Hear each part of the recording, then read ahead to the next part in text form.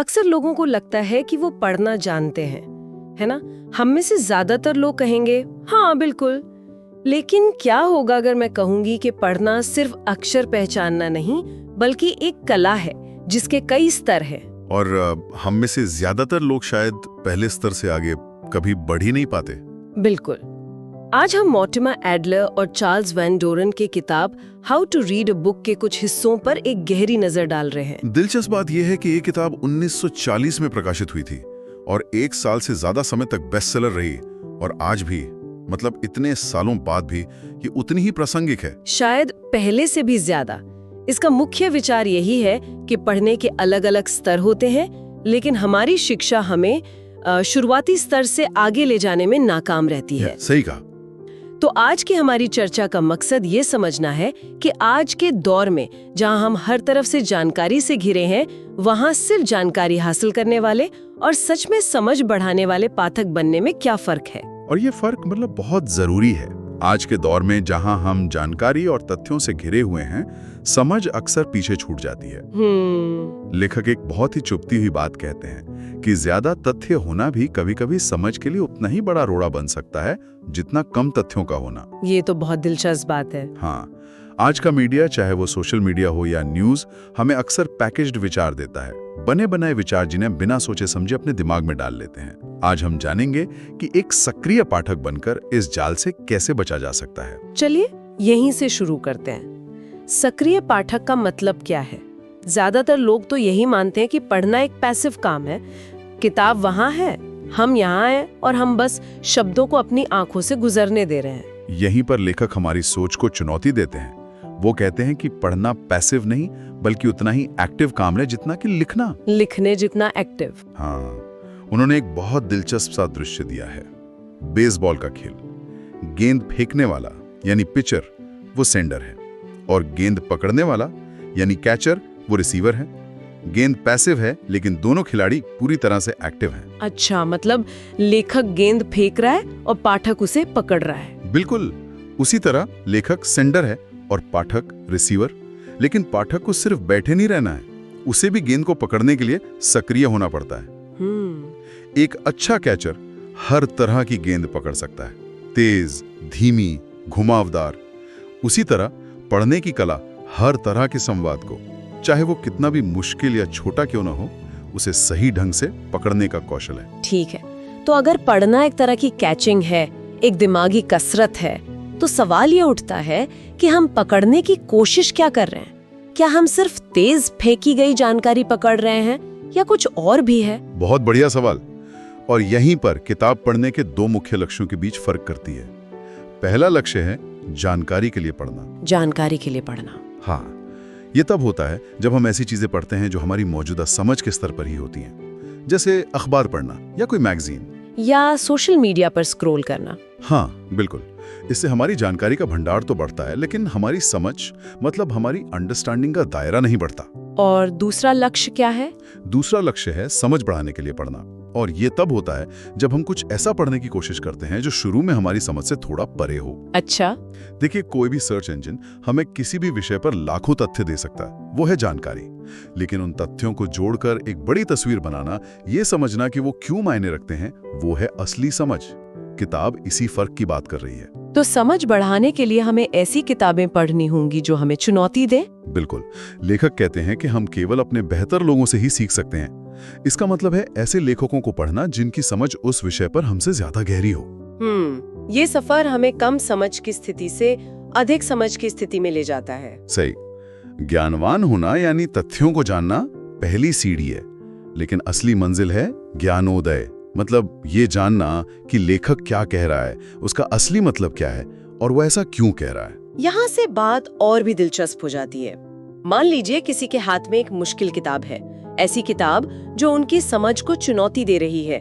ज्यादातर लोग, और मैं भी यही करती हूँ, पहले ही मुश्किल पैराग्राफ पर अटक जाते हैं, डिक्शनरी देखने लगते हैं और पूरी लय खो देते हैं। हाँ, ये बहुत आम बात है। लेकिन लेखक इसका एक बहुत ही अजीब सा, मतलब चौंकाने वाला समाधान बताते हैं। हाँ, और ये नियम शायद इस किताब का सबसे क्रांतिकारी विचार है।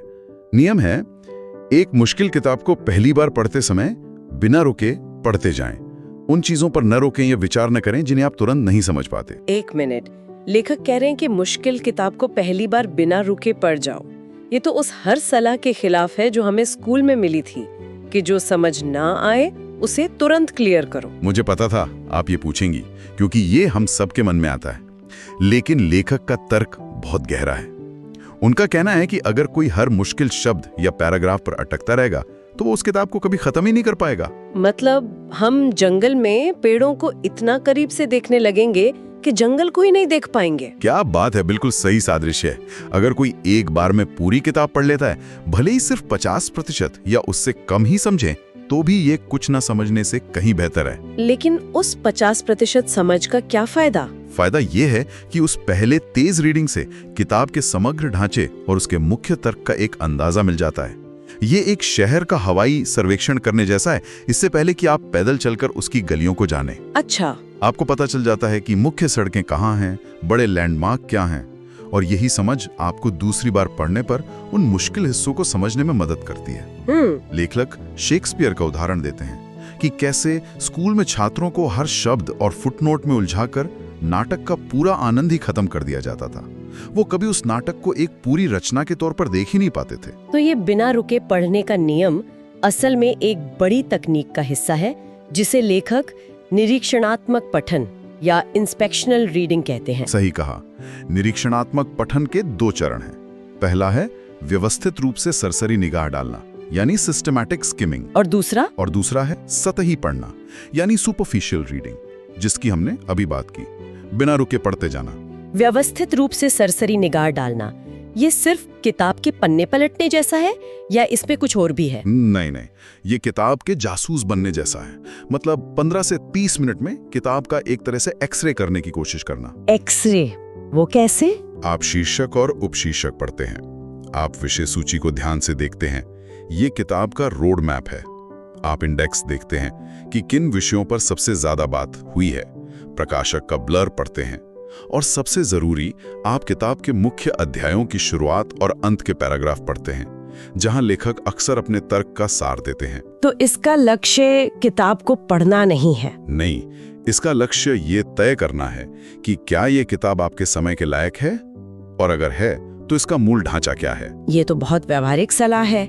इससे उन किताबों से बचा जा सकता है जिन्हें हम शुरू तो कर देते हैं लेकिन कभी खत्म नहीं करते। बिल्कुल। इसके बाद आता है पढ़ने का सबसे गहरा स्तर, जिसे लेखक विश्लेषणात्मक पठन या एनालिटिकल रीडिंग कहते हैं। हाँ, और ये वो स्तर है जहां असली काम होता है। ये किताब को पूरी तरह से चबाने और पचाने जैसा है। विश्लेषणात्मक पठन का पहला चरण ये पता लगाना है कि किताब किस बारे में है, और इसके लिए लेखक 4 नियम बताते हैं। ठीक है, तो पहला नियम है किताब को वर्गीकरण करना। ये सिर्फ ये जानने जैसा है कि फिक्शन है या नॉन फिक्शन, या इससे कुछ ज्यादा गहरा है? ये उससे कहीं ज्यादा गहरा है। आपको ये तय करना है कि क्या ये एक व्यावहारिक, मतलब प्रैक्टिकल किताब है जो कुछ करना सिखाती है, जैसे कुकिंग या निवेश पर कोई किताब, या ये एक सैद्धांतिक, मतलब थ्योरेटिकल किताब है जो कुछ समझाती है, जैसे इतिहास या दर्शन की कोई किताब। इससे क्या फर्क पड़ता है? बहुत फर्क पड़ता है। ये जानना आपको बताता है कि लेखक से क्या उम्मीद रखनी है और आपको किताब से क्या सवाल पूछने हैं। आप एक कुकबुक को एक फिलॉसफी की किताब की तरह नहीं पढ़ सकते। समझ गए। और दूसरा नियम, मुझे लगता है ये सबसे मुश्किल होगा, पूरी किताब को 1 या 2 वाक्यों में संक्षेप में बताना। ये मुश्किल है, पर ये सबसे जरूरी भी है।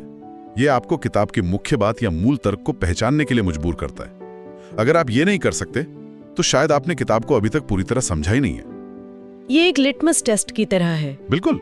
और तीसरा नियम है किताब के प्रमुख भागों की रूपरेखा बनाना, तो एक तरह से अपनी खुद की विषय सूची बनाना। हाँ बिल्कुल, जैसे एक इमारत ईंट दर ईंट बनती है, वैसे ही एक अच्छा तर्क कदम दर कदम बनता है।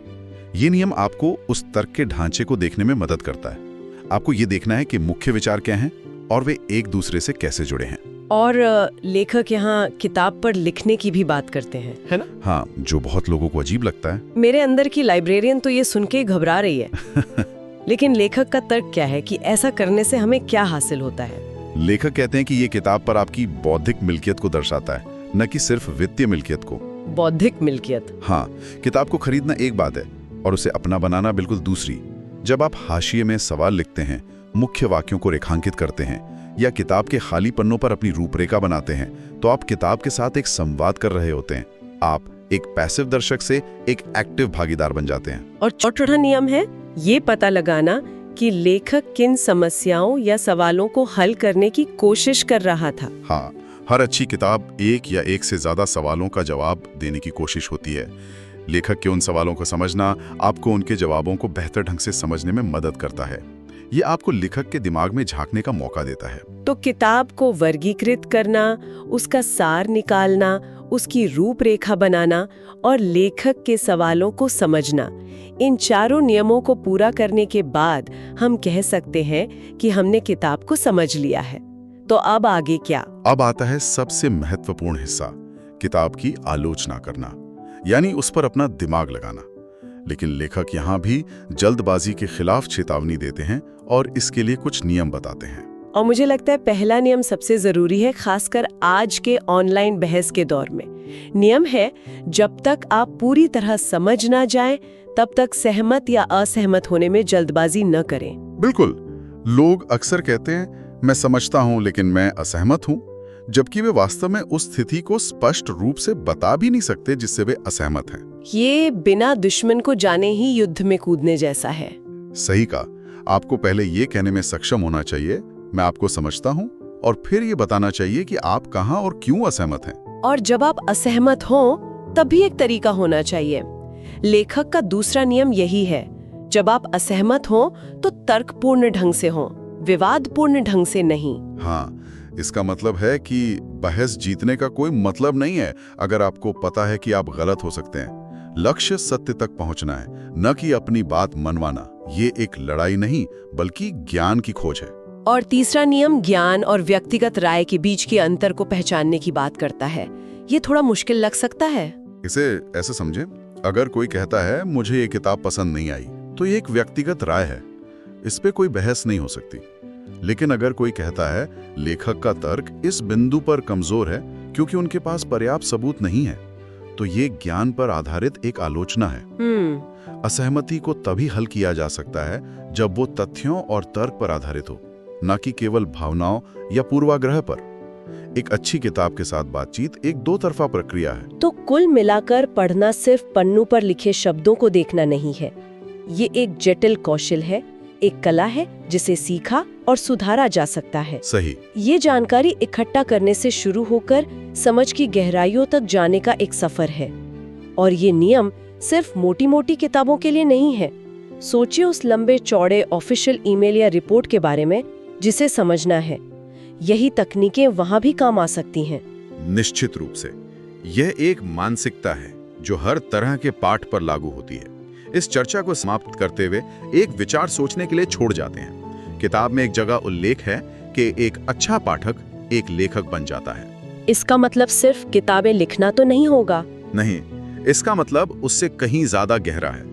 जब कोई सक्रिय रूप से पढ़ता है, लेखक के साथ बहस करता है, अपने विचार बनाता है, तो वो सिर्फ जानकारी का उपभोग नहीं कर रहा होता, वो दुनिया के बारे में अपनी समझ को आकार दे रहा होता है, अपने विचारों का निर्माण कर रहा होता है। हाँ, तो इस मायने में क्या हम सभी किसी न किसी तरह से अपने जीवन की कहानी और अपनी समझ के लेखक नहीं बन रहे हैं? यह सवाल इस कला के गहरे महत्व को दर्शाता है।